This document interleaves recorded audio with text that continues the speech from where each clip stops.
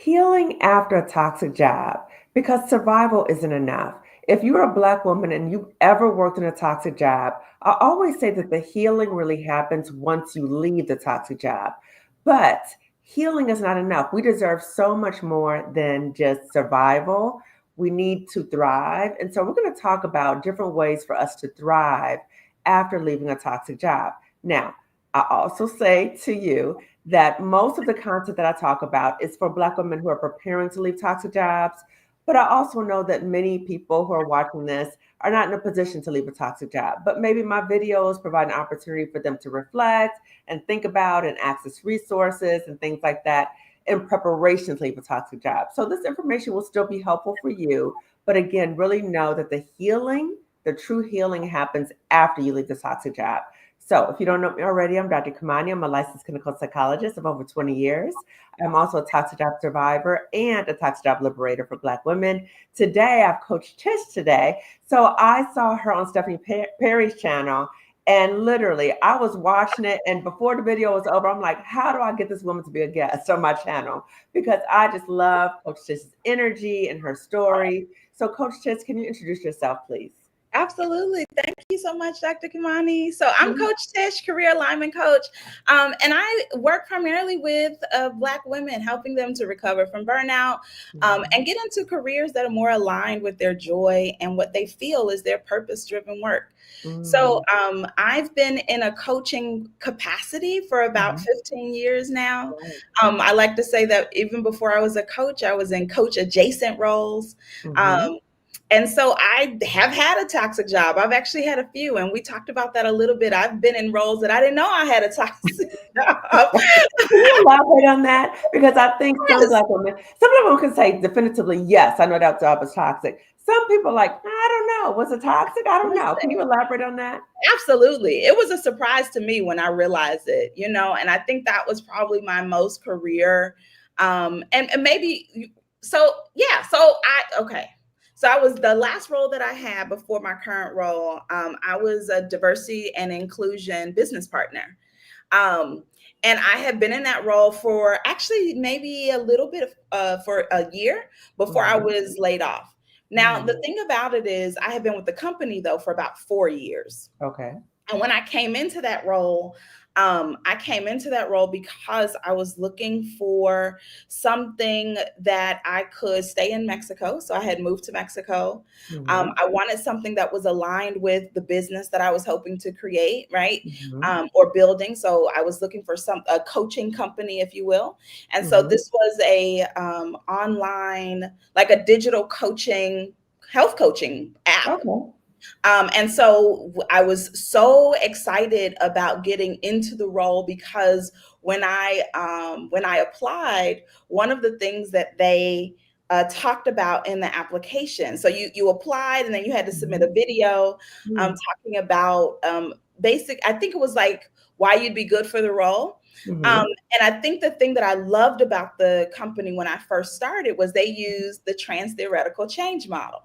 Now, this is a theory, right, that's really founded in change. And before I entered this role, I worked at a graduate school and I've been taking graduate level health coaching courses. And when I discovered this change model, I was like, why did they not, like, how is it possible? They have all these coach certifications. Nobody has talked about this. Like, it just felt like a game changer for anyone who's helping people make change, right? So coaching, marketing, like it just seemed like such a duh moment. So when I applied for this role and I saw that they were using it, I was like, oh, game over. Like this is right. You're excited? Okay, for the line. For the theory, right? The fact that they use theory in the practice of coaching. So I was super stoked, not to mention they didn't care about me living in Mexico. So I was like, oh, bet, like this is not a problem. Now this is a tech company and it was an early stage tech company. And I don't know how much you know about tech companies, but one of the things that is always criticized about tech companies for the most part is that they promote people from within who may not necessarily have the credentials or the qualifications to do the role. But because the companies usually are growing so quickly and they have Mhm. investors' money that they're playing with, right? They have to make some quick decisions. Um, Mhm. and so that meant that there was a lot of opportunities Mhm. within this particular company. And so I Mhm. worked for this company, like I said, for about maybe 2 years or so before I Mhm. began getting promoted. And in those 2 years, I mean, I am enrolled in a health coach certification. It was free. Mm. They paid for it. I actually was I asked to be on the staff of like I wanted to be an instructor inside the certification, and that Mhm. was allowed. At the time, I was really focused on imposter freedom and helping people get free from imposter syndrome. They allowed me to teach a class, a workshop, Wow. and offer, right? So it was a lot of opportunity here. Right. And then the layoff started. And Mm. by that time, I had moved over to the diversity and inclusion team. I had been promoted 3 times. This business partner role had been my third promotion in like 18 months. Mm. And I'm one of those people that I absolutely love to learn. So as soon as I Mhm. heard I was getting this promotion, I immediately found a certification for me to enroll in so that Mhm. I could learn more about diversity and inclusion. Because that, Mhm. as far as I knew, that was not my background, right? Okay. I'm like, this Okay. is new language. Uh-huh. I don't understand the language. I understand the concepts, but I Mhm. don't understand the language. So So can I say something right, Coach Tish? You made me think about something. You reminded me of, as Black women, when we come into the workplace or whatever role we have, we just want to just knock it out the park. Like we just want to be the best. We just want to just do absolutely, it, right? But some people come into roles with a level of arrogance, don't know nothing, and have no shame about it. Can be mediocre at best, but be so overconfident. So I just want to emphasize that because that happens so much. You see people like you don't have half the credentials I have, but you yeah, come in here walking like you know everything. Okay, yeah. go Yeah, no, on. I'm you're sorry. absolutely right. And Uh-huh. and at the moment, I was honest about what I didn't know, right? Like when Hmm. I first moved into diversity and inclusion, once again, that they asked me like what was I looking forward to the most, and that Hmm. trans theoretical change model is what I pulled out because I began to do research about how this change model had been applied to organizations. Like Uh-huh. I was able to do all of these things, but it wasn't Mhm, until, like I said, my last year, mhm, um, when I moved into this business partner role. mhm, And the first thing that happened was, so the coaching team were considered frontline employees. So to mm, move into this business, the diversity and inclusion department, mhm, um, now I was already in the department initially, mhm, right? And it was being headed by Black women. mhm, Well, then they brought in a young Black male over her from outside of the company to hmm, lead the department. hmm, Right. So that was like the first kind of like, oh, that's interesting. She's been doing mhm, this work. She's been working with this company. Okay, mhm. that's a little So suspect. little sign, like a little red flag going on. Okay, I see this. Uh-huh. But then, when it was time for us to get, she had been telling me and one of my counterparts, because we Mhm, were project managers, that mhm, we would be she wanted to get us promoted into, actually we were project coordinators, and she mhm, had been telling us she wanted us to get moved into this project manager role, so that we could do diversity inclusion for the entire company as opposed to just the coaching team. Now there mhm, was a team of, there were 3 of us, right? mhm, So 2 Black mhm, women, one white woman, mhm, and there was a Black woman at the head. mhm, It was a little bit challenging to like roll out diversity and inclusion programming to the mhm, company, but that was mainly because we were in the coaching org, right? Like mhm, we didn't work mhm, for HQ, mhm, headquarters, if you will. We just worked mhm, for like the client facing mhm, department.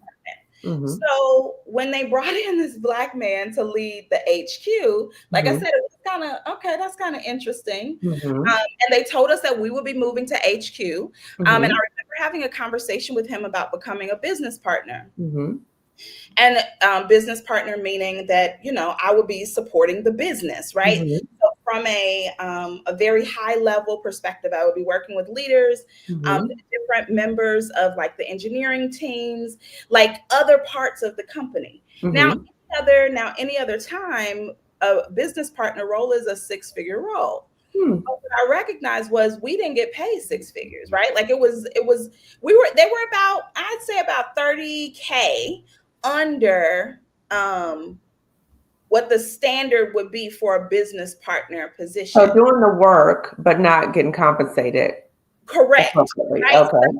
So the question was always like, why aren't we Hmm. making what is standard across the Right. industry for business Right. partners to make? Hmm. Hmm. Well, I guess to their credit, Hmm. even though we got a $40,000 raise, Hmm. it was still $30,000 less than, right, what Right. The is market rate. correct. Hmm.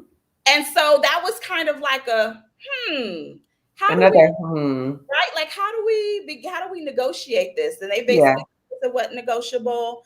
So it was like, okay, so I'm making less money. I'm doing this. And then as we Mhm. began to do the work, what we realized was that, we didn't have complete buy-in from leadership. Mm. And so even though, we had this department that had been formed, we were doing two things. We were trying to convince leaders of what we were doing at the same time that we were trying to like actually do it. You know what? This sounds so characteristic of people put in DEI roles, and now we see the rollback of them. You're put in a situation basically where you cannot succeed, right? You're Absolutely. given extra work, you're not getting compensated, you're trying to convince the leaders. Oh my What? God. What? Well, That is so ridiculous. so during this time, I enrolled in like a strategy course, a DEI Hmm. strategy course. Again, because Hmm. I'm always learning, right? So I got Right. the six. I got introduced to critical race theory for the first time, and now I'm learning about DEI strategy. And they paid for this strategy course, which I was Okay. excited about, right? Okay. It was a Black woman. Shout out to Dr. Sam who created it. I found her on TikTok. I'm like, oh, it's $3,000. The job will pay for it. They paid for me to take her class. Excellent. Okay. Right. So, but I knew in my heart, oh, this is senior year, right? After this, I'm Mm. not spending more than a year in this company. So I Okay. enrolled for about 4 months, no, maybe 3 months when the first round of layoffs happened. They did not Mm. consult DEI. We did not have any conversations about preparing for this round of layoffs. Um, and actually, what they did do instead is that they tapped DEI to conduct some of the phone calls to call people to let them know that, yep, right. So that was No, like, no. wait a What? minute. Wait, that's not even, that doesn't even seem like a DEI role. First of all. Second of Listen, all, that puts you in the bad guy position. Oh my God. But you know what? What I heard you say, you give me the black look, the black woman look, right? But what I appreciate what you said, Coach Tish, is that you started recognizing for yourself, this is my senior year. I'm gonna be out of here soon. So you yes, started seeing the writing on the wall and you were like, okay, I'm gonna get as much as I can from this job, as and then I'm much. gonna be out. I'm gonna be Yeah, out. Okay. So you yeah. saw this happen, and so you're like, oh, okay. So now I gotta help roll out the layoffs. Well, Woo. and fortunately, they didn't tag me, but they tagged some of my teammates. Oh, that's woo. And at this point, our team had expanded. So remember, it was three of us. But when Mm-hmm. we moved to HQ, they brought a Black man over the Black Mm-hmm. woman who started it. Mm-hmm. And then they hired maybe 4 or 5 more people. So I think we had a Mm-hmm. team of maybe six or Okay. six. I think about 6 people. Okay. Um, and so, it was the first round. And I think I was just we were all just like, so like, WTF. Wow. And then to find out later that, the layoffs had disproportionately impacted people of color, right? Mm. Because Surprise, surprise. they did not look at that. That wasn't Uh-huh. something that was taken into consideration in the Right. layoff decisions. Mm-hmm. So that was the first round. And then the second round happened. But after the first round, I was already working with coaches and like career coaches and Oh, you trying. already make your exit plan. I had already said, I was like, I've got a $40,000 increase. I Uh-huh. need to pay a financial coach, right? Like I Okay. need to learn how to invest. I need Yes. to work on my money mindset. Yes. I need to work with a couple of different career coaches. So I worked with someone who was an expert in reverse recruiting. So she had been a recruiter. And so then she showed you how to find jobs and all Oh, that. And then I worked with okay. someone, Mandy Woodruff from Brown Ambition, Mandy Money. But I worked with Hmm. her. She has a program. And so she had this thing around quitting your way rich, how she had Oh, quit so many jobs and, eventually asked for an increase every time. okay. So I'm just like working with coaches committed You're to, getting ready. yeah, because I'm like, I already said this is senior year because y'all, Yes. stuck me on this 30 grand. I mean, it was Hmm. a 40K increase, but you still shorted me 30. Right. Right. Yeah, you're gonna get, I'm gonna take this 1 year and I'm gonna keep Right. it going. Um, Right. but I have been working with coaches all year, and then the manager let us know, hey, um, I can't say straight up, but there's another round coming, and I think we're going to be impacted. And it was interesting because I had a dream that I was in a car accident, and I was in the car with my team, and Mm. we were in an accident, and they all disappeared. Ooh. And so, surprise, surprise. So I think I was part of the fourth round. I had two more, myself and another teammate was part of that fourth round. Hmm. The other two were part of the fifth round. So they kept going Mm. after we left. And now, of Wow. course, that team is completely gone. And that was 2 years ago now. Wow. So, Wow. yeah. So they tried to sift you with the amount of money you were going to be paid, even though Yeah. it's an increase from before, but still not market rate. They gave Yep. you extra work without the compensation. Had your team roll out layoffs, and then and they're trying to convince leadership about the importance of DEI, Yeah. which is They a joke. Which fully, again, I think so many Black women who've been tapped, for these DEI positions is that it's very performative, right? So if your leadership is not buying in, you already know already that's not a real thing, right? you would think they bought in because they approved the budget for new teammates, but no. Well, that shows you how invested they were, right? Just Yeah. on face value. Yeah, we'll hire the staff, but they have to convince us. What? That Yeah. is ridiculous. That's ridiculous. Yeah. So Yeah. that's when I was like, oh my God. Like that, when that first round of layoffs happened, I was like, damn, am I in is this a toxic job? Mm, And I couldn't decide at that because I realized it was absolutely toxic for some people. yeah. But I'd had all these opportunities and all these Yeah. different kinds of experiences. And in Yeah. the moment, I wasn't clear if it Yeah. was toxic or not. I just knew I needed to move on. Like I was Well, like, you start seeing things happen to other people, and you're like, mhm. Then you start seeing other things. So it basically had an expiration date. Yes, absolutely. And Okay. ironically, at my year mark, I was laid off. So it was like, I thought I'd be moving on my own accord, but it worked out Right. because my grandmother was like, my grandmother passed, and my Mm. grandmother passed on Saturday. I got laid off on Tuesday while I Ooh. was on bereavement leave. So Wow. I was like, oh, okay. I'm so Okay. glad I don't have to deal with y'all because had already put a call out to the therapist about how do I Mm. want to take time off. Mm. So we need to talk about that in my next session. But Okay. before I could get to her, I've been laid off, paid a month's severance, Yeah. and because I'd already been doing all these things, I Hmm. actually had a job interview. Like they had reached out to me, but I had missed it. Okay. Then they followed up, and so I had a job interview like maybe 2 weeks later, and I Oh, started wow. the next role My maybe God. a month after that. So Okay. You're yeah, rolling. You're rolling. And coach, I don't know if this is because we're both from Chicago, everybody. So when I heard on Stephanie Perry, she said she was from Chicago, I was like, that's the other deal. I got to contact her. So I don't know if that's part of a Chicago mentality for us as Black people, but for many of the Chicago people that I know, when Mhm. we see the writing on the wall, we're like, okay, I need to get ready. Like I'm not gonna be broadcasting stuff. I need to start getting ready. Some Black women would be in that situation and say, oh, I'm gonna ride it out. I'm gonna see what's gonna happen, or I'm such an invaluable member of this team, or they've invested so much money in me, they're not gonna let me go. I've Listen, seen that happen with a lot of Black women, and then when it does happen, the layoff happens, it's like devastation. So can yeah. you talk a little bit about have you seen a difference between, and I'm not going to say it's just Chicago people, okay? Yeah. But have you seen a difference between some Black women who kind of see the writing on the wall, and then some Black women who are like, no, I'm going to dig my heels in. Maybe it's not that bad. Maybe I'll just stick it out. I think that for me, the difference that I've seen, so now I'm in a role where I work, and you probably heard me say this on Mm-hmm. Stephanie's, that I work for an EAP company. And Mm-hmm. so I basically coach corporate employees of very large, well-known companies whose name I Mm-hmm. won't mention. Uh-huh. But what I have seen, which I am so grateful to be in this position, Mm-hmm. is when a client coaches with me, right? Mm-hmm. The only thing they're being served is direct. I'm not an indirect, Right.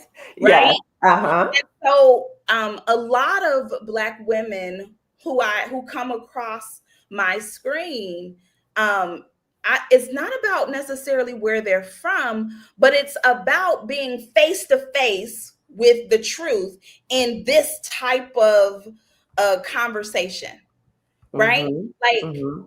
I'm going to be completely honest Mm-hmm. about what I'm hearing and what I'm seeing. Mm-hmm. And so Mm-hmm. I think in those moments when we're in a session, they have to come face to face. And I might be the only person that is um, a direct communicator, right? Mm-hmm.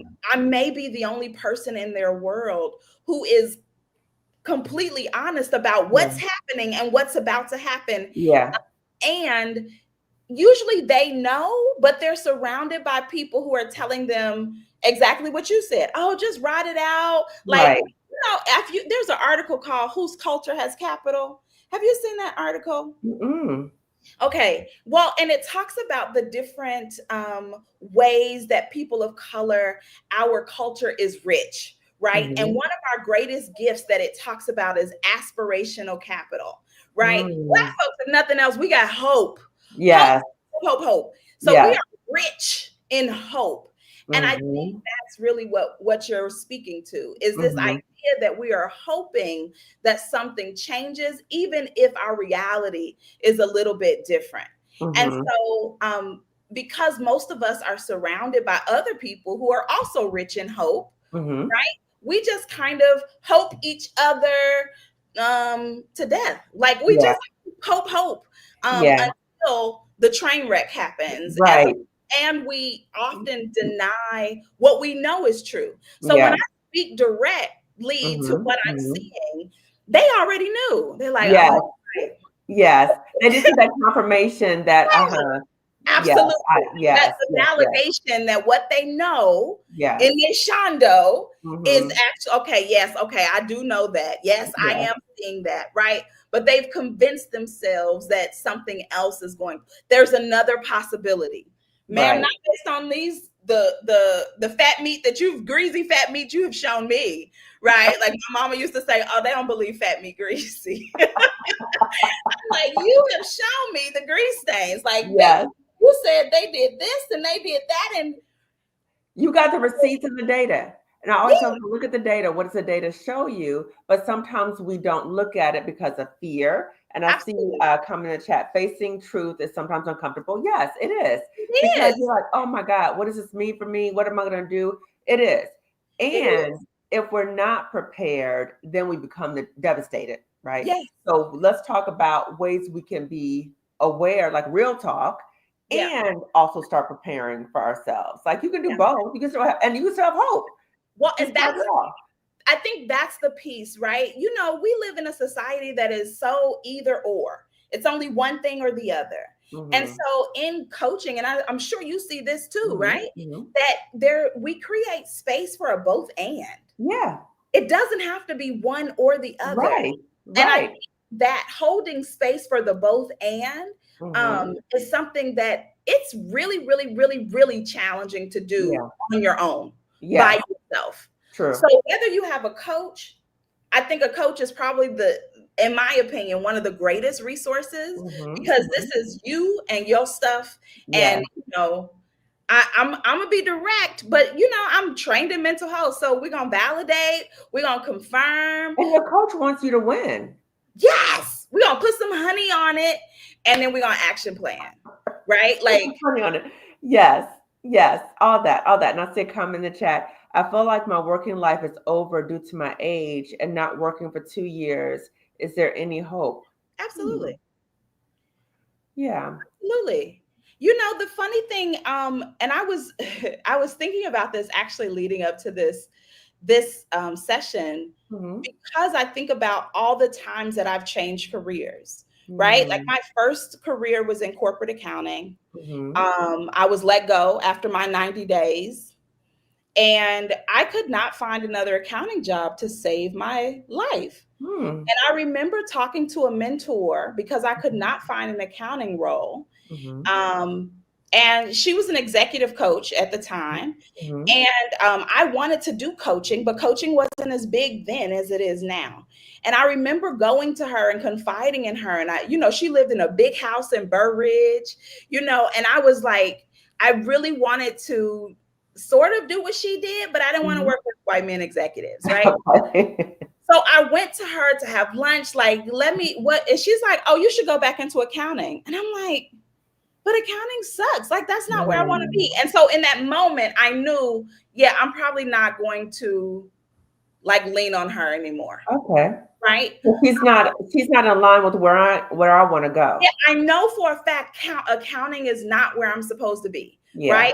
Yeah. I've had, like, I didn't just have one accounting job or two accounting jobs, right?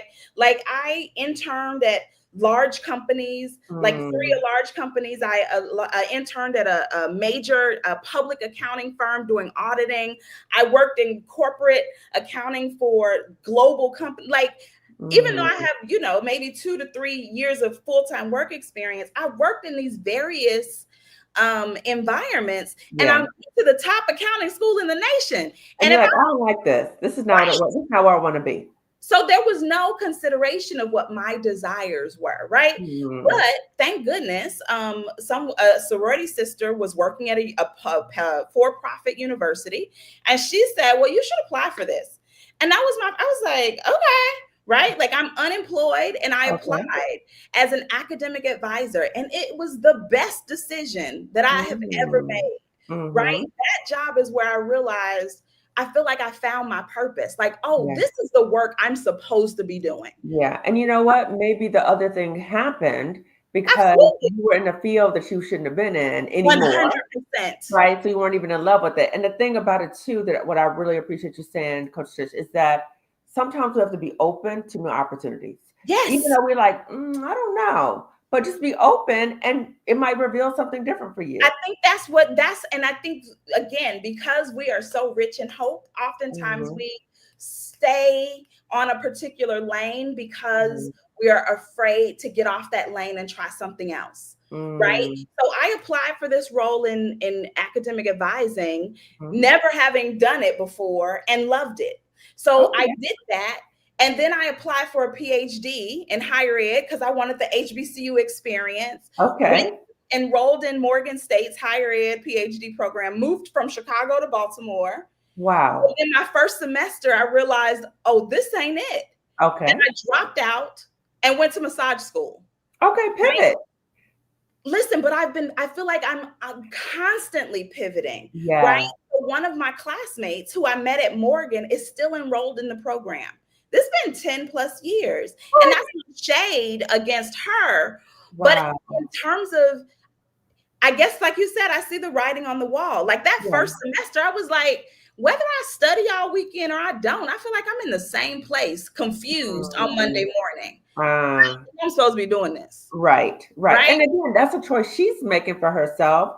And if that makes her happy, that makes her happy. Well, the interest at this point has been 10 years, 10 That's plus a long years. And time. so she Mm, talks to me, and I love her.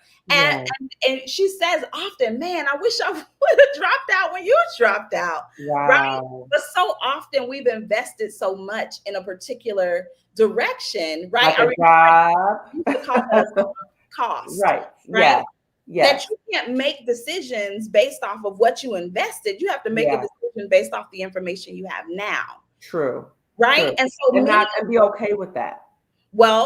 again, it has to do with where, like, what environment, what community you're a part of, Mhm, right? mhm, Another, I think the gift that I have, I grew up moving, right? So I change schools, states often, every year or two. So I never knew what it meant to stay in one place. So mhm, change for me is always like it's as natural as breathing, right? hmm, So if this isn't mhm. working, bet let's try this. Yes. Many times my pivots were because, oh, I'm applying for roles. Like so I went from academic advising to work, PhD to massage school, and then got back into academic advising at a holistic level. So I worked at a holistic graduate school, acupuncture, health coaching, things of Mhm, that sort. mhm, And then I was laid off. And hmm, that's when I moved to Mexico. And while I was in Mexico, I was like, I want to build a business, but this business thing is really more difficult than I thought. I need a hmm, job so that I'm not hmm, like starving, right? Like mhm, I gotta eat. mhm, And I mhm, was, because I had this 8 years of experience in higher ed, I was mhm, applying for other higher ed jobs. They mhm, were not, they were not checking for me. hmm, And because they were not checking for me, I was like, okay, what else is it that I want to do? Let me look for hmm, coaching companies. So then I hmm. started applying for coaching companies. And it just so Okay. happened my therapist at the time Mhm. was she so she was a therapist, but she also had a day job at the same coaching company that I applied to. Oh, okay. So the name kept coming up. So I think about, I also look out for different things that come up. I remember Mhm. reading once that and I, of course, I'm sure a white man wrote this, but they said, the difference between, I'm just going to reword it, right? Because that's what Mhm. we do. The difference between successful people and not successful people Mhm. is that successful people listen to their intuition. And they know how to pivot. They know how to pivot too. They listen When to you hear, intuition. when you hear spirit speak, do Yes, that. yes, Right. And yes, so I think yes. sometimes when I'm thinking about, Listen Up Democracy and the comment about not working for 2 years, it makes me Mhm. wonder, like, okay, what have you done in terms of, and this is no shade to you, Mhm, right? mhm. Because we are not taught Mm. to do self As exploration. Black women, no. Yeah, that's not a part of the No. conversation ever. Mm-mm, I mm-mm. remember the first time and I was so fortunate when I got let go from that accounting job. I had moved Mhm. from Idaho to Pennsylvania. I was so happy that they had let me go because I hated that job. You hear me? Mm, Like every mm. day, I remember going and looking at myself in the bathroom mirror, and I was just like, oh, why did I not go to law school? Like, Oh, why am I here? Right? oh, Like every day.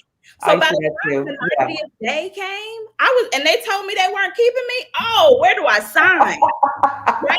Thank Like, you for liberating me, okay? right? Yeah. Because I signed this 2 year contract where I had to stay with them because they had moved, they had Oh, relocated me. oh, And I was oh. just like, ugh. So How when soon they told after me they relocated you did you feel like this is not the place for me? How what soon was after? How soon after they relocated you did you feel like that this was not the place for me? it was definitely the first month, right? Like Oh, I no. recognized for me, when I start being late every day to work, it's probably time for me to go. Oh, Right. And so, at first I'm in the excited phase and I'm happy mhm, to be here. mhm, And then I realized I don't like this manager. And then I mm. realized, wait, why is it so dark in here? Like, like we're working in this factory and it's Oh, like the light, it was like they were trying to save money, but it was, oh. and then I was spending more time socializing than I was doing my actual job, and they ain't like that. And I think really the icing on the cake was I could not stay awake in those meetings. I was falling asleep. And I'm like, what is Well, happening? But I it cannot reminds me stay of like, awake. yeah, it's like when things are not interesting to you, it feels like the soul is being drained out of your body. Listen, I remember like towards the end of my toxic job, I would go to meetings and I would have to self-talk myself, pay attention, because I was so not stimulated what at all. And I happens when knew you it wasn't can't talk aligned. yourself into it, Dr. Kimani? Oh, What happens I would bring cold water, hot water, peppermints. I would pinch myself. I was like, what is the world is happening? yes, That yes, I yes. got, and furthermore, I couldn't figure out why I was in these meetings in the first place. Uh, Right.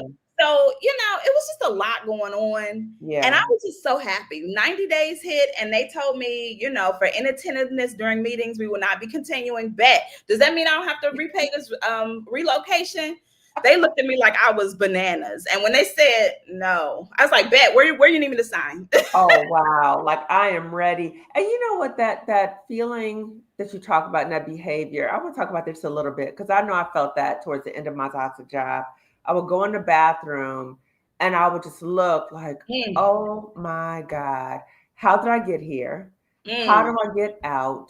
I hate it here. yeah. And what do I do? What do I do? Right. And Ask then yourself knowing in questions. that split second that I needed to get myself together and Yeah. pull my face together because I had to go right back out to the toxic job. Yeah. So I think a lot of Black women have that experience, but when you're actually looking at yourself in the mirror, you Yeah. can't lie to yourself. Like I No, will lie to myself, oh, it's not that bad. I'm getting a good paycheck. Oh, it's not that bad. Da, da, da.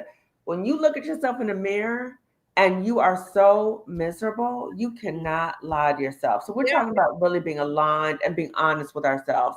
So absolutely. Coach Chase, can you tell us about a time that you were in a job that you had burnout? So I know I heard you say before that you Yeah. experienced burnout in toxic jobs. And I also appreciate that you are openly talking about your job experiences because many times Black women, we have multiple toxic jobs and we Yeah. think, am I the problem? Like, what's going on here? And the other thing that I really appreciate you said and you in your stories is as Black women, we know how to pivot. We know how to pivot.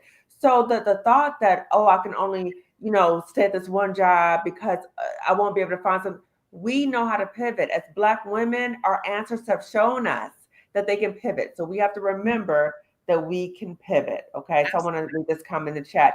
Just joined the live. I have a background in higher ed and transitioned to a government agency. And it was a nightmare from day one. Ooh, hoo, hoo. I was just fired from the job after reporting workplace harassment. Mm. Wow. Wow. You want to Can I comment on that? say, I got some comments too. You want to yeah, comment on that? my first comment is congratulations Yes. on graduation. Yes. Right? And Like, I'm not making light of it. I'm not making light of sis. I'm yeah. sorry. Yeah. No, my first, because it's so easy to be down in the dumps about, being fired or let go or laid off.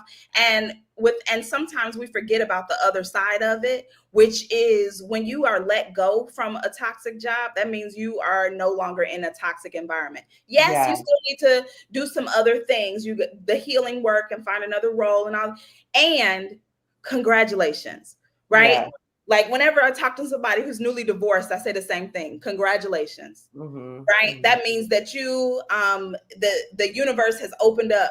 I look at it like a highway. It has opened up for you to now go to your next destination. So I'm so Mm-hmm. happy for you. I'm not Yeah. happy for, what you experienced, but I'm Yeah. so happy that you are no longer in that space because it probably wasn't good for your mental health, your spiritual health, or your emotional health, or your physical True. health for that True. matter while you True. were there. I So, agree.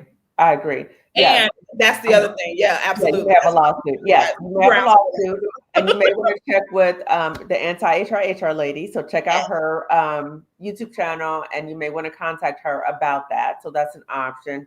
The Mhm. other, well, a few things I want to say to you, sis. One, again, I want to reiterate, I wasn't laughing about your experience. I was laughing because I thought the same thing as you, Coach Tish. Congratulations, because Yeah. you've been released from toxicity and you've been released of the harm of that toxic environment. Many Mhm. times we can see the writing on the wall. You said from day one it was a nightmare. So Yeah. many times we have these nightmare job situations, but we stick it out Yeah. because we have bills to pay and we got, whatever, and we stay there. And so we experience more harm. So I say congratulations to you too, because you're saving your physical and your mental health. So that I'm happy for you in that regard. I'm very unhappy that you had that experience. But my hope is that you are able to be in a position to really start healing from that experience. So that Mhm. might be therapy, that might be coaching, really be mindful of the circle that you're around. Also be mindful of what you say to yourself. Because Yeah. when we leave situations and let's say we were let go or these things happen, or let's think that, the workplace bully or whatever's in our brain, we have to practice self-forgiveness and say, you know what? I did the best I could in that situation. So if you Hmm. notice you're having a difficult time with the self-forgiveness part, then I really would say therapy would be very, very important for you. And I also want to share with everyone, including you, sis, that we also have a replay of a masterclass about how to heal from a toxic job. So this is the masterclass that's available to anyone, and it's a replay. So the other thing I want to say too is yes, you may possibly have a lawsuit. And I really want to stress to everyone watching this is an option. You have an option to go the legal route, or you have the option not to. It's a personal decision. Filing Hmm. a lawsuit, I know because I did it before, not with a job, but with something else. Filing a lawsuit can be very stressful and it can last for years. Okay. So I just want you to go in with your eyes wide open about it. I want you to consult with maybe an attorney about it, but ultimately the decision is yours. Okay. Don't feel pressured from anyone about whatever decision you make. I don't even know you, sis, but I want to support you whatever decision you make. Yeah. But that decision is up to you. Yeah. Okay. So what are we gonna you gonna say something else, Coach Tish? No, 100%. I agree with everything Okay. you said. Yeah. Okay. So again, the replay information will be in the description section of this video. So Coach Tish, let's talk about burnout. Okay. Yes. So many Black women experience burnout. And the problem with burnout is that a lot of times we don't catch it until we're deep into it. Yep. So we start feeling like, I don't know why they treat me this way. Oh, I don't know. I feel this way. I'm gonna work harder. I'm gonna work harder at work. And then we just start getting more and more harmed by the situation. So, can you talk to us about an experience at a job where you experienced burnout and what was going on with you? How could you tell you were in burnout? Yeah, absolutely.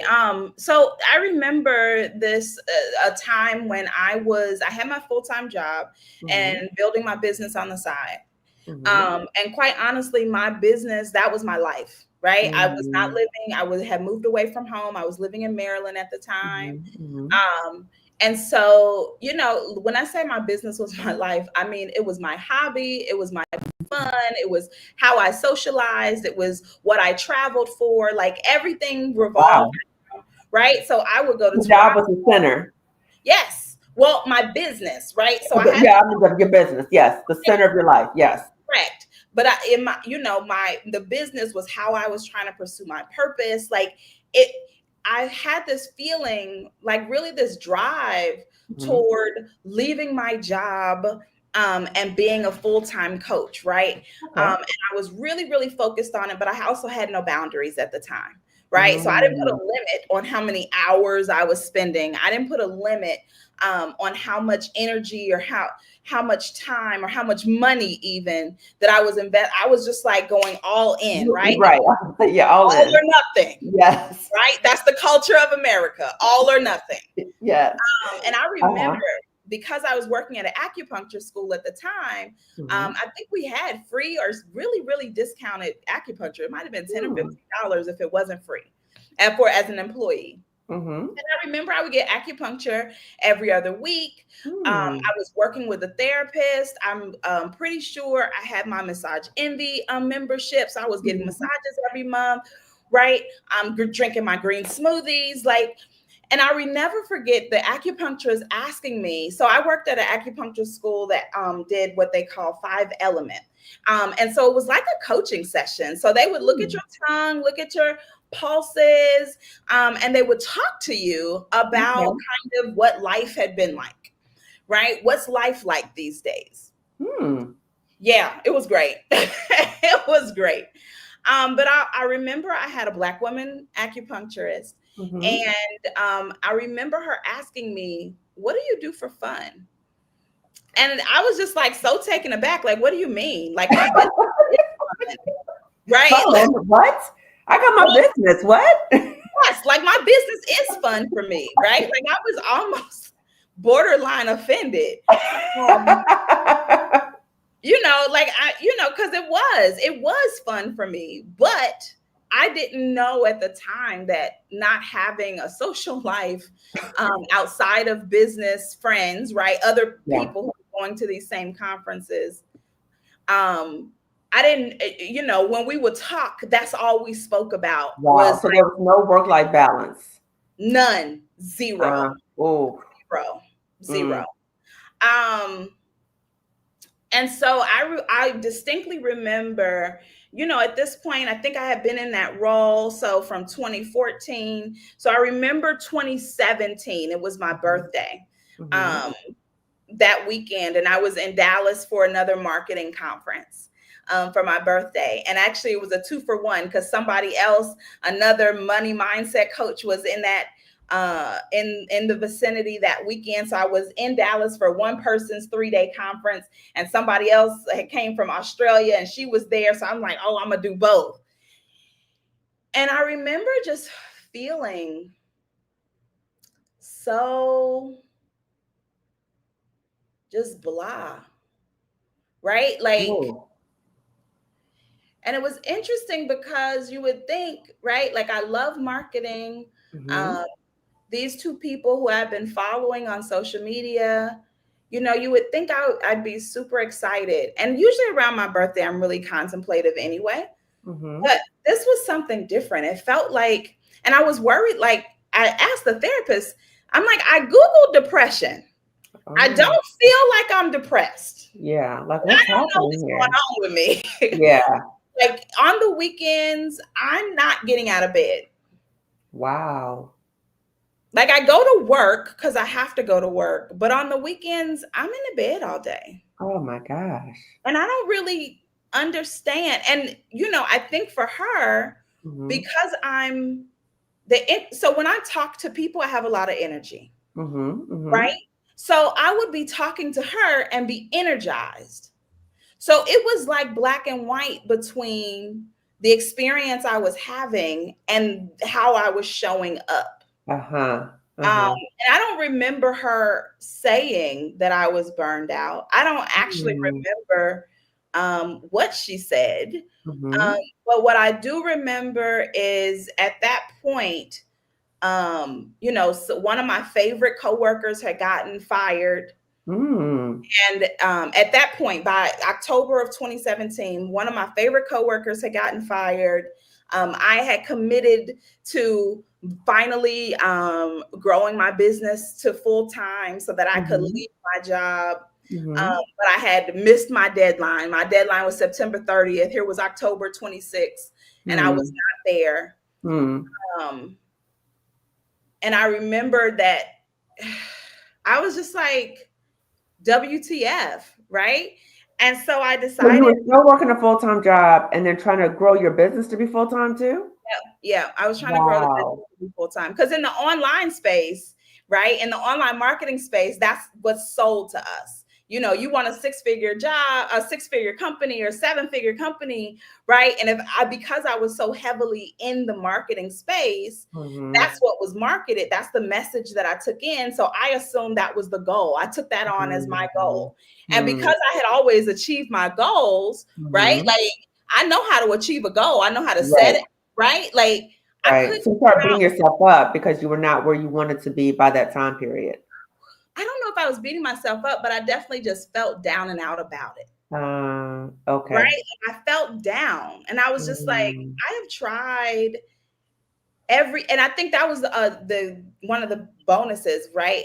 I Mhm. had tried everything that I knew to try. My job, Mm. I had I had convinced my job that investing in this mastermind for me would help me with my job. Girl, you are brilliant. Listen, I can sell. Now, one thing I can sell you Oh, on you some know how to advocate for yourself. yes. And so I had enrolled in this mastermind, and while the job had made the first few payments, right?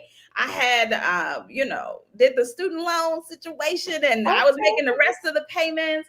I had joined, these programs. Like, I am not a stranger to getting coaching, Yeah. right? And getting support and reaching my goals. But because Mhm. I couldn't figure out what is happening, that I am not, this thing ain't doing what I needed to do the way I wanted to do it. The Right. way, right? And so I said, okay, well, let me focus on something else that's within my control. Maybe I need to table this for now. And Mm. instead I started, I hired a stylist, a personal stylist. I flew to Atlanta because that's where she was. I told her I was like, listen, I'm a Ross Old Navy budget chick. right? Like the Target, like this is my budget. These are the places Okay. I need clothes, right? So I started thinking about the life that I wanted, and I wanted to travel. And I Uh-huh. said, so I want a capsule wardrobe that fits in one carry-on suitcase. I need Okay. everything to match. And I want to get rid of the black. I Okay. went down to Atlanta. We went shopping. She helped me do exactly that. We got rid of the black. Wow. We went to the places that I could afford. Of course, I paid her her fee. Uh-huh. And I joined some type of coach, like fitness, nutrition program. Okay. And I started working out, paying closer attention to my food. And in 90 days, I was laid off from my job. Wow. But you And again, you were getting ready. You were getting ready. You know what? I, I wanna go on, go on. and I had no idea, right? Right. But that layoff is Get what ready. that was the kick out. I felt like it was like a kick out the door to go on and do what I wanted to Get do, which out the nest. This nest is not for you. This nest is You need you to fly, done. girl. You need to Congratulations. fly. Congratulations. Yes. Get out. Yes. Yes. Yes. So what I so love what you're talking about. You talked about investing in yourself. I heard you talk about coaching. I've heard you talk about master classes. I've heard you talk about all these things, investing in yourself. And the woman that you work with in Atlanta, was she a black woman? Yes. Yes. Okay, so let me just lean into that, okay? Because I love supporting black women. Okay, if it's like a black person or a black woman, I'm like, well, okay, how do I give you the money? Okay, so the part about us paying for services, let's shift a little bit, right? Because what I've encountered sometimes as a black woman business owner now is sometimes black people want us to give a pass or give like or can you just do this, right, but not paying for services. So Yeah. can you That's talk a little bit about why it's important for us to invest in ourselves? So coaching might be one thing, we invest in ourselves, therapy might one thing, yeah. right? And why it's important for us as black people to invest in each other. We pay all this money to all these companies that make a whole bunch of money and do nothing for our communities. So why is it important for us to support one another financially? So here's the thing. This I feel like this is a interesting conversation, right? Mhm. And I've been having this conversation with a couple of friends because when I invest in a service, yes, the first person I look toward is someone who's black. Mhm. And in addition to being black, I'm also looking for, do you show self-compassion and empathy? What type Mm. of value system do you have? Do you talk to people crazy? Because that's not gonna work for me. Right. Right. So beyond them being black, like I Yes. need to be the kind of energy that I Mhm. want in my life, in my Mhm. world. Right. Mhm. Because what I realize is when I invest in a service, I am investing in my future, right? Mhm. So I'm investing Absolutely. in It's a return on your investment. correct. So I'm Yeah. looking for a return beyond me simply liking you, right? Yes. Like I'm looking for a shift, I'm looking for a transformation, Yep. right? Like that's the intention behind my investment. Um, Mhm. and what when I invest, so when I'm thinking about it like investing, right? So I'm not Mhm. necessarily paying, I'm not supporting, I'm Mhm. investing. Yes. And like Yes. you said, expecting a return. And Yes. I'm clear that this thing that you are offering is a part of the plan, my own strategy, my own success strategy to get to where I want to go. Yes. Right. Absolutely. Think when we talk about black people, for many of us, investing in with that in mind is Mhm. new, Mhm. right? Mhm. Like many Mhm. of us are in, especially black women, many of us are in these relationships um, where we don't have boundaries, number one. Mm. And so there is no boundary or no limit on what we give, right? Because many of us were raised in a spiritual tradition that makes Mhm. us believe that to sacrifice all that you have and give all that you have is going to get you into heaven, right? Whatever Right. your proverbial heaven And is. centering yourself is selfish. Right. Right. And Mhm. so I think that is kind of what's bleeding into how we look at investing, right? Not to mention because we are living in within a culture that is very much so focused on keeping us centered on the short term, Mhm. right? Mhm. We Mhm. we don't really have a lot of space to dream or to imagine or to visualize or really to think about what our big picture is. Right. So when you think about big picture, and it's much easier to identify an investment as an investment into the big picture. But if you Mhm. have not yet identified the big picture yet, Mhm. right, you're probably just looking at the short term. You're probably still caught up in the crumbs, right? The Well, bread. you're looking at short term, more immediate, because I think Yes, many Black women, yes, whatever your financial situation is, many times we're on survival mode. So we're yes, trying to take care of other people. Boundaries might be an issue. So we're doing all these things. So we're in the here and now. It's hard for us to look at the bigger picture because we're yeah, just trying to make it day to day. yeah, And so for us to say, wait a minute, where am I trying to go? yeah, And who can help me get there? Right? yep, So the coach or whoever you're working with, do they have a track record and they can truly help you get to where that is? So as mm, Black people, I think part of it too is that internalized oppression that some of us have bought into the notion that, oh, that's why I can't support a Black business because of this, this, and this. Well, all businesses, all, you know what I'm saying? Like you can have issue at a grocery store, and most people don't say, oh, I'm not gonna go to that grocery store, that line, that whole chain forever, right? So the I'm not support going to grocery stores no more. right. So, as Black people, we need to really give ourselves some grace. And when you see people are doing a good job, pay for the service, invest in ourselves is Yeah. so important. So, I see a question came in. How do I work on my exit plan while I'm dealing with severe physical and mental symptoms of burnout? Mm. Management is aware that I'm sick, but it's unsupportive of me taking time off. Oh, what do you say about that, Coach Tish? So first off, right, like the first thing that stands out to me is when you said is unsupportive, right? The first that's the first thing that I think about is what kind of support are you looking for? First Hmm. off, what kind of support are you looking for? Second off, what's the policy around time off, uh, FMLA, extended leave, right? Like, what's the policy? Because Yeah. sometimes the people will say certain things. If you are not familiar with the policy, you don't know what to ask for. So you Hmm. might be asking for a day off, whereas there's a policy that support where they they have to uh, adhere to their own policies. So, Yeah. because me working as an academic advisor, my job was to identify and enforce the policies. Hmm. So, part of who I am, I graduated from undergrad during the time of Enron.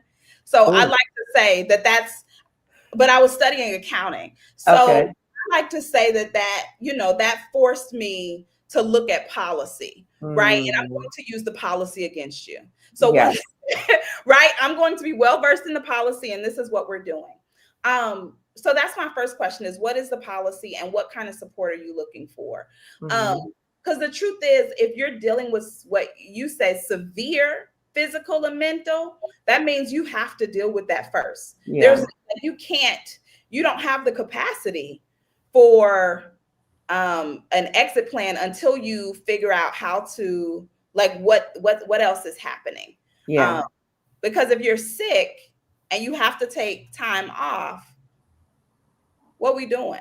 yeah, and just thinking from a capitalistic Oh, perspective of what we've seen, people dying at the job. Like the yeah. job really doesn't care. Okay, they're not. As Stephanie said, they're not loyal to you.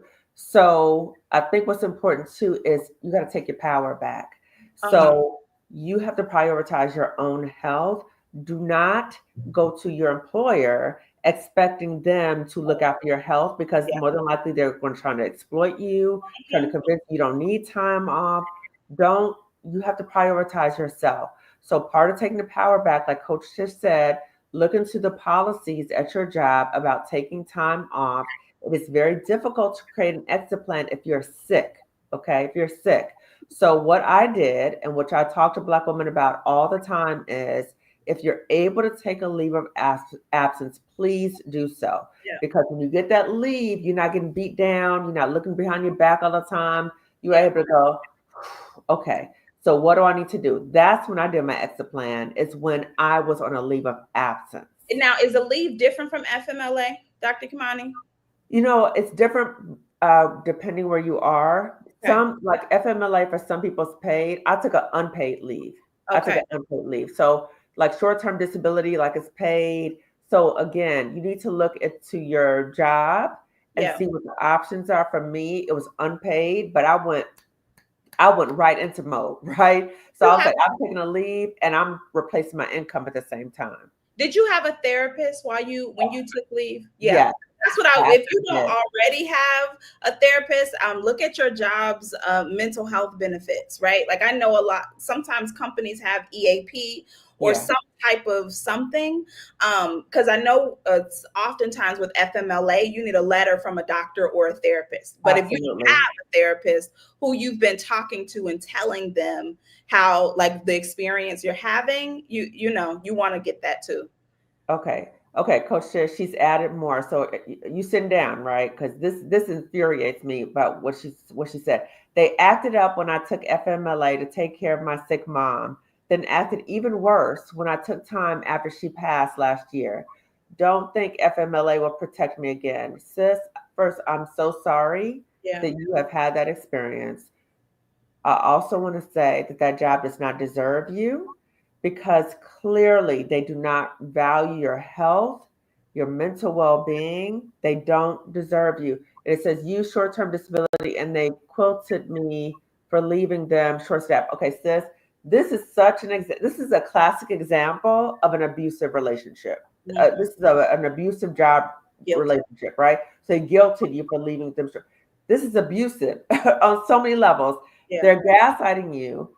They are making you feel like you should not prioritize your health. Insensitivity about your mother and your mother's passing. That environment, I cannot stress enough. Please try to figure out what you need to do, because that environment is going to continue to harm you. It's going to accumulate. They have shown you who they really are, like Dr. Maya Angelou. When they show you the first time, Yeah. believe it. And they are doubling down. So, in your situation, when you said that you've tried these different options, I would say to you also, it may be a really good idea, in addition to a therapist, that you have a coach to Yeah. help you walk through this. And I see in the chat, people are supporting you, sis, because that is horrible. That is Yeah. absolutely horrible. What are we going to say, Coach Shish? I was just gonna say that if you don't already have a coach, like this is a perfect example of right, like in this format, Hmm. the only thing we can do is tell you things, Right. right? But when it comes to creating change, somebody simply telling you something in a generic format like this is not actually as helpful as you Hmm. being in a one-on-one where we can ask questions, True. right? Because this is actually one of those instances where we need more information than Yeah. what is really safe for you to type in a public forum, right? Yes. You need to be in a private space with someone where you could talk to them and they can ask questions and we can develop a plan with True. you in mind, right? That's specific to your scenario and your situation. Um, Yeah. because there's only so much that we could do in this capacity, right? Yes. Yeah. And that's why I'm telling you, I love this is part of I think what got me really into one-on-one coaching, right? Hmm. Like I know I've been a part of like different group programs, but Hmm. being in a one-on-one capacity, I feel like is for so many people is really just what we need. If you've never been in Absolutely. that with someone who's, really invested in your experience, And really, in so many ways, like the spotlight is on you. It's not Yeah, about anybody else. It's just you, them, and let's hash it out. Let's figure it out. Let's support you. Let's validate you. Let's, yeah, really reflect back to you your strengths, yeah, and kind of what you have done well, and yeah, helping to pour into you in that moment. Like that's yeah, so important when it comes to making a shift like that. Because if you, like you said, last year, I'm sensing that you've probably been there a while, and there's probably a lot of emotions tied up in making a shift, and transitioning and pivoting. Like I imagine there's a lot more that goes into that, and I wouldn't ask you to put that in a public forum, yeah. um, for other, just for your own privacy. Yeah, yeah, I want to co-sign with that. I want to suggest that maybe you work with Coach Tish, and we're gonna put her information up on the screen soon. But just want to give you so much support, sis, because that sounds really horrible. It And I does. see a lot of comments in the chat giving you support. There was also a comment: if you have not used all 22 weeks with your mom, you can get the rest of the 12 weeks for your mental health. Okay, so that's an option. And I also see a question: how do you deal with the supervisor who micromanages but says I'm an ally but has not dealt with Black people? The question I got asked, but it's masked because they hired more Black women. How do you deal with the super, like, deal with them? How do you want, like, Yeah, I mean the thing is this: if they're micromanaging you, they're not going to just stop micromanaging you, right? Mhm. So when you say how to deal with it, um, for me, my perspective is start thinking about how you can pivot out because that person is not going to stop micromanaging you. And I think what you're saying too is that this person acts like they're an ally. I don't care who they are, right? They could be another Black person. They could do, but if they're the behavior says everything. They could say one thing, but you look at the behavior. If they're micromanaging you, more than likely that it's not going to stop. I don't care what they say, and they might do. Let's not get caught up in that. That's how we get caught up in situations and trying to figure it out and trying to understand it. No, when you see the writing on the wall, because Coach Tris has talked about, she has seen the writing on the wall and stuff, and she's been pivoting. So when you say Yeah. how to deal with it, what I would suggest is see it for what it is and start thinking about ways you can start pivoting out. There are resources available for you. There's therapy, there's coaching, there's resources available in the description section of all my videos as well. When you say how to deal with it, I don't have any other suggestions about how you would deal with and don't tell nobody at the job about what you're doing. Okay, Yeah. that's how you deal with the manager. You don't tell them what you're doing. You just, do what you need to do. Uh-huh. Okay. And I would be curious what you mean by deal with, right? Because oftentimes people say deal with, and what they mean is, how do I stay in this role? Right? Like that's sometimes when people say deal with, my way of dealing with somebody stepping on my foot is letting them know that they're on my foot. Right. Like not just standing there and learning how to deal with the pain. So I'm of the Talk to it. my first thought was the check a whole tribe, but that's not what. That's how you really feel, okay? Okay, listen. But I am of the belief that before I leave, I need to piss you off. I'm on my way out anyway.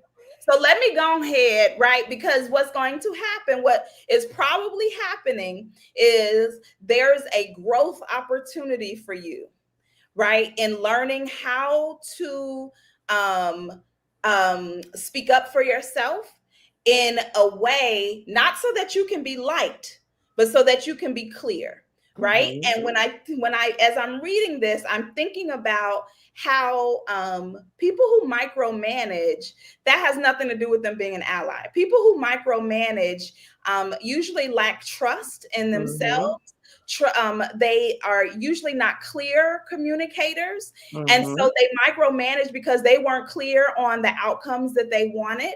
Mhm. And so as I'm thinking about that, it just makes me wonder about what skill set can you build on your way out so Mhm. that you'll have this skill set Mhm. moving forward, right? Like, Mhm. what is the skill set that you can build and that you can use in the meantime? Because, Mhm. finding another role takes a minute. And so in Mhm. the meantime, how can we grow?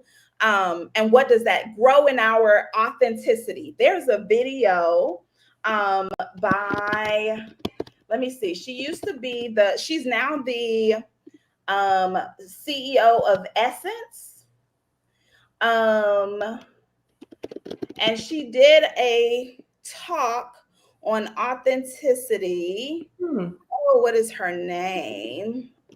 I love her so much. Let me see. If you can't She's remember it, we'll add it in the description section later, okay, if you can't find it.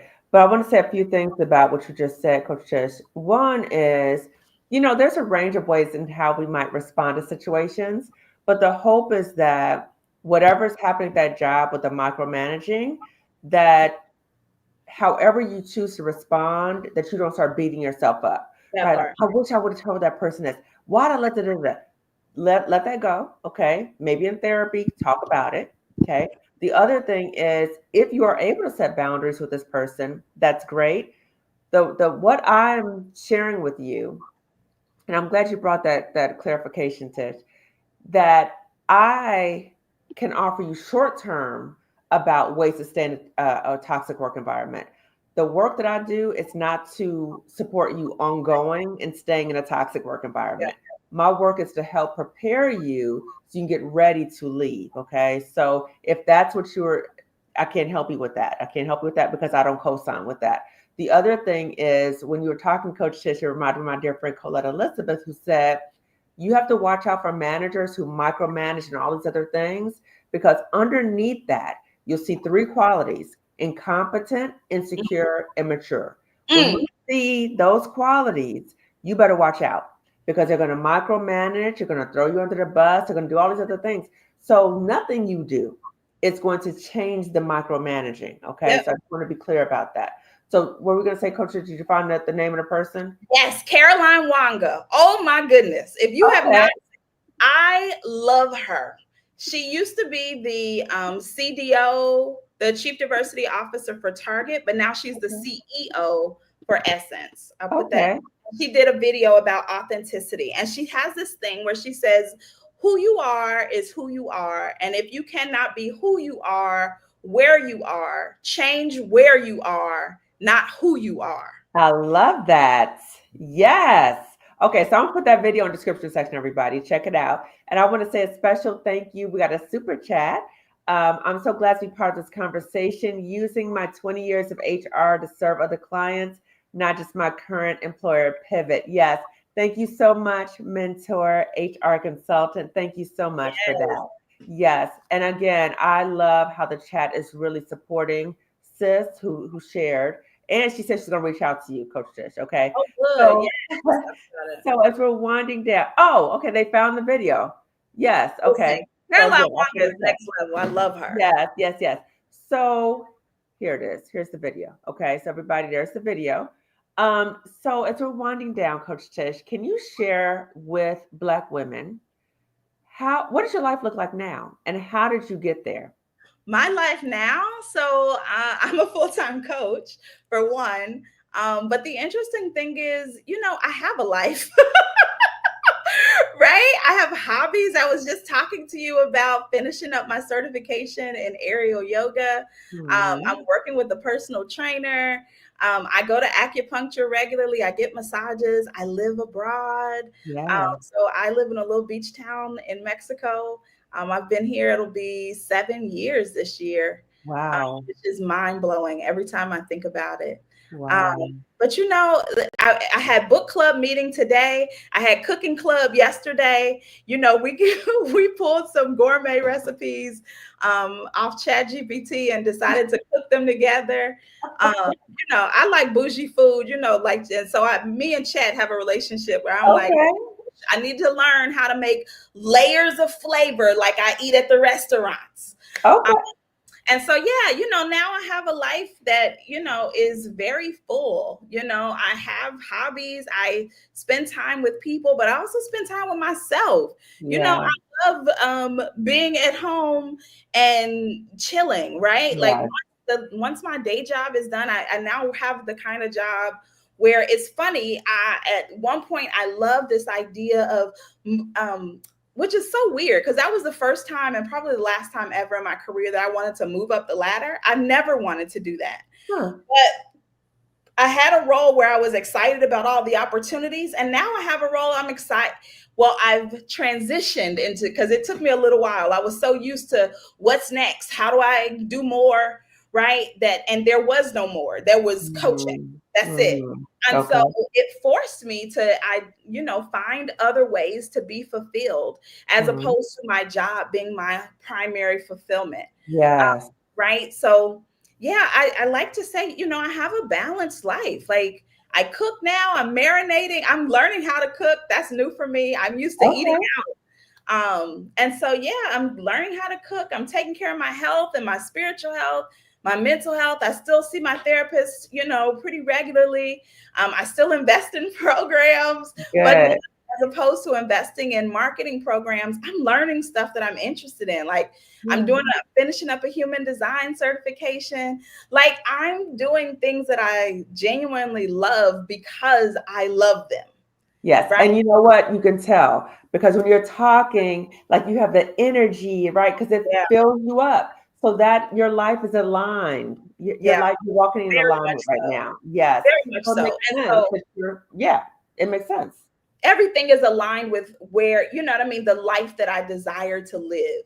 Right. Yes. So the job that I have, I still work my business, but it's not my primary focus. Right. I do my Mhm. business because it feels like um my honorable service. It feels like, the job that I have, I'm able to do the work that I care about. Mhm. I'm able to work with the people that I care about. And then my business becomes an extension of that. Right. Mhm. And so, it's, yeah, like everything feels like it's going in the direction of where I would like it to go. Like, it Yeah. feels like it's kind of, supporting me. Yeah. Um, I think that you are an excellent model of how Black women can be, oh, thank right? When we're able to pivot and live our life in alignment. What would you say to a Black woman who's watching this right now? And she might be experiencing the Sunday scaries because she got to go back to that job she can't stand tomorrow. And she can relate to what you said earlier about these different experiences, or maybe she's just in a different type of toxic job and she feels stuck, right? She feels like she can't leave. What would you say to her? Like she feels like her life is out of alignment. What words of wisdom can you offer to her? Okay. So when your life is out of alignment, right?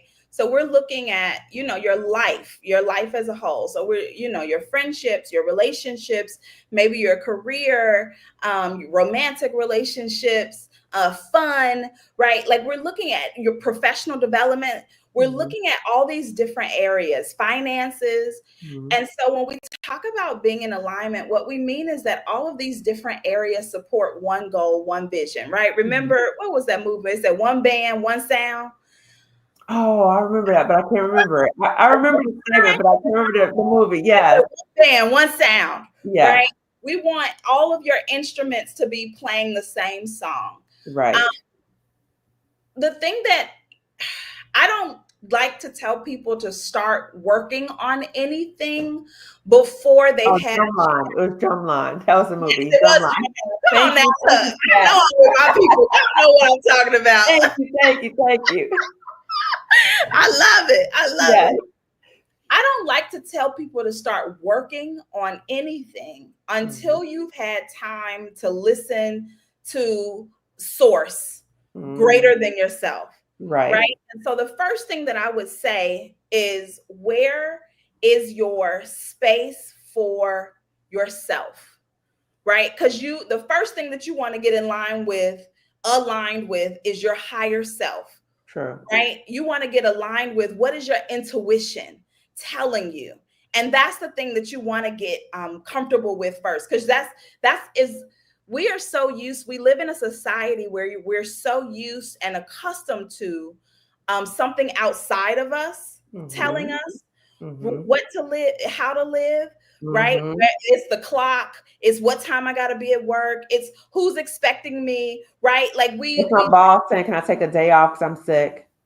we Yeah. live in alignment where the assumption, we live in this reality where it feels like most of our lives is outside of our control. Mhm. Mhm. Um, and as long as we keep doing all of the things that we've been doing, Mhm. what will begin to happen is we will continue to move in alignment with these systems that don't have our best interests at heart. So And true. so the first thing that's why I love Trisha Hersey's book, Rest is Resistance, Mhm. Mhm. right? Is because the first thing that you want to do, if in order to begin getting in alignment, is to pull back some of your energy for yourself Mm. so that you can begin strategizing, right? Mhm. Like you want to strategize from a rested place. You want to Mhm. strategize from a centered and grounded place. And by when I say strategize, I'm talking about, remember when we spoke about this idea of having a long-term vision, right? When Mhm. you have a strategy, I'd liken it to playing chess. Mhm. Usually when we are playing chess, we are Mhm. thinking about 3 to 5 moves ahead, but Mhm. the intention is to win the game, right? Mhm. But we're only thinking about the 3 to 5 moves. We Right. can't 30 moves Right. because your 3 to 5 is going to be in response to what else in your environment has to Mhm. move to, right? Like there's a Mhm. lot of different chess pieces. So in Mhm. order to begin really getting clear on your strategy, you first have to begin divesting some of your energy from these sources and these systems that Of quite toxicity. destroy you. Yes. Right? And so when you begin doing that, what happens, you begin tapping into this greater source that then Mhm. you start getting these inspired ideas, right? Mhm. And then you can take inspired action. And, Mhm.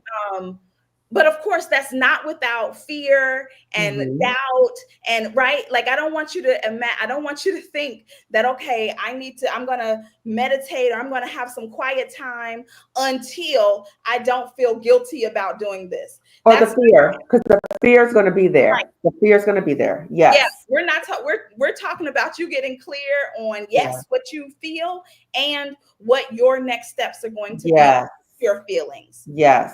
Because we're Yes. gonna take the feelings with us. We're gonna pack them in a bag and we still gonna go do this next step.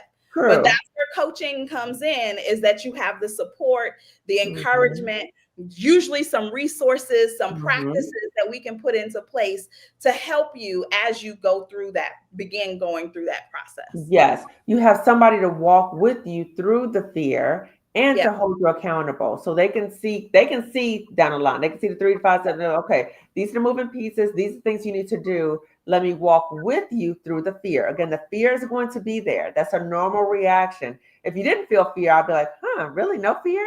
So that's normal. Right. And something that Glam Mazzini says, I love to quote her with this. She said, two things I want Black women to remember. One, be very mindful of your circle. Mm, So when you're in these situations, be very mindful of what information you share with other people about what you're going through and yep. what they say. Because a lot of people might tell you to stay in a toxic job. They might say, girl, it's a good job. What's wrong with you?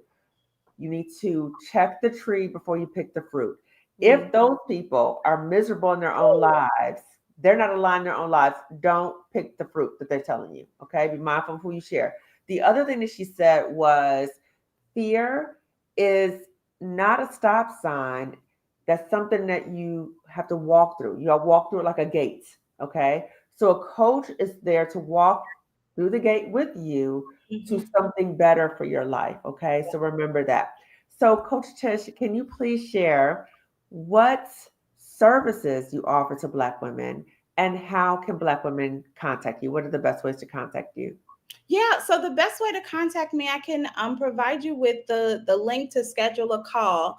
Right now, the my favorite service is hosting Black women here in Playa del Carmen, the beach town where I live, for a few days, just so we can take a break Mm, from the systems that you're a part of, your normal day to day. Really do some resting, and getting engaged in some healing activities that are unique to this part of Mexico, and do some of this planning and strategizing. That's my absolute favorite service to offer. Ooh. Right, because there's a saying that the mind that created the mindset that you were in when you created the life that you currently have, in Mhm. order for you to create something different, you have to come out of that mindset. And oftentimes, that for us, that means coming out of that environment. Yes. Like, you've got to breathe some new air. You've got to do Well, you need some. to be able to breathe because a lot of times we're so uptight, always looking behind us, and right, you can't even think because you're like on survival mode. Yeah. Yeah. So Okay. that's my favorite. That's my favorite service to offer. But I'm a coach, so we're flexible. We do quite a few different things that are tailored to the client. But that's my favorite service, to help Okay. folks come out of the systems of oppression and instead begin creating our own systems of liberation for ourselves. Okay. So that's the in person. Do you have a remote option as I well for do. coaching? I do have Okay. a remote option, but like I said, that's my favorite. If That's your you're not favorite. available for that, then yeah, we can talk about the what the virtual option looks like. Okay. So everybody, I'll put information about how to schedule with Coach Tish in the description section of this video. And I want to say thank you to Queen Lizzie who gave us a donation. Thank you so much for supporting this channel. Thank you for creating this community, Dr. Kamani. Your time and wisdom is appreciated. And thank you, Coach Tish, and to the ladies in the chat for the encouragement. You are so welcome, and thank you so much. Thank you so much. We wish well for you, sis. Okay, we're rooting for you. We're rooting for you. Okay. Okay, so I'm going to read the chat briefly and then we're going to wind down. Okay, so I've been reading some of the comments along the way. Again, reminder about the how to heal from a Toxic Job Masterclass replay and description section. I also want to make an announcement. I forgot to make an announcement that just like Coach Tish talked about certification, I am in the process of becoming a certified Afroflow yoga teacher. Yay! So I have finished my regular yoga teacher training program, right? So I'm a certified yoga teacher, but now I'm going to do the Afroflow yoga. So what I'm going to do is on February 17th, I'm going to have a free 1 hour class for Black women, Afroflow yoga. Okay. So this is the information about how to register to get in the class. It's going to be webinar, so nobody can see each other. You can see me and Antoinette. That's what I'm going to be doing the yoga with. But if you feel subconscious, like, oh, people seeing me, nobody can see you because it's going to be webinar. Okay. So February 17th, a free 1 hour Afro Flow yoga class. And Afro Flow yoga is a mix between African dance and yoga. Okay. So get ready to dance and move. Okay. So again, sign up for this. Tell other Black women about it too. I'm excited to share this with my community. So check it out. Okay. So let's see. I see other comments about what okay, so a lot of support of one another, take a step backwards. Yes, let's see. Let's see. Okay. I think I covered everybody. I think I did. Wait. I think there were some few comments that came in towards the end. Let's see. Um, Okay, very true. Most micromanaging comes from a level of incompetence. They're desperately trying to hide. Yes, that's why he's so focused on you. Because Mm. if they're so confident in what they do and their leadership, why are they always riding you? No, okay. I left my toxic job 5 years ago. I'm so grateful that I decided to work on my exit strategy because that job was draining my life energy. High five. Excellent. I love it. Um, be sure to pray for guidance and wisdom to help you with your exit strategy. God will help you. Yes. So true. So true. Let's see. Okay, I've had the same symptoms that you've described about the mental health and the physical health issues. My doctor took me off work for depression, anxiety, and panic attacks. I Mm. was afraid, but also fed up and in physical pain. I'm so glad you centered yourself. Yes, that's a powerful statement about mindset. Yes. Okay. So everyone, thank you so much for watching. Again, sign up for the Afroflow yoga class. I'll talk more about it a little bit more on a different video, but sign up. Okay, it's free. It is free. Okay. So, Coach Tish, any last words you want to share with the audience before we end for today? Yeah, I mean, no matter what, like I said, one of the greatest gifts that we have is hope. And so sometimes we use that hope to hope that things will get better, but I want you to also hope that you've got this, Yeah. right? Place your hope in yourself. You are the greatest gift and the greatest team, the greatest member of your own team, right? Mm-hmm. You've got this. I know Yeah. that when we've been in toxic work environments for a long time, it starts attacking our self esteem and our Yes, it confidence does. and our belief in our abilities to do more or to do better or to find Mm-hmm. better, or our belief that better exists, but it does. And Yeah. you have exactly what you need. So on point. So on point. I just want to co-sign everything she said. So everyone, please give this video a thumbs up because it lets YouTube know to suggest this video to other Black women. If you haven't already subscribed to my channel, please do so and turn the notification bell when you know that I go live or upload another video. And continue to comment. Continue to comment. Watch this video over and over again. Reach out to Coach Tish. She got a lot of gems to share with you. And also sign up for the Afroflow Yoga free class February 17th in the evening. Okay, so I'll share more information about that later. And everything that Coach Tish said will be in the description section of this video. Okay, so everyone, thank you so much for watching, and I will see you later. Take care, everyone. Bye.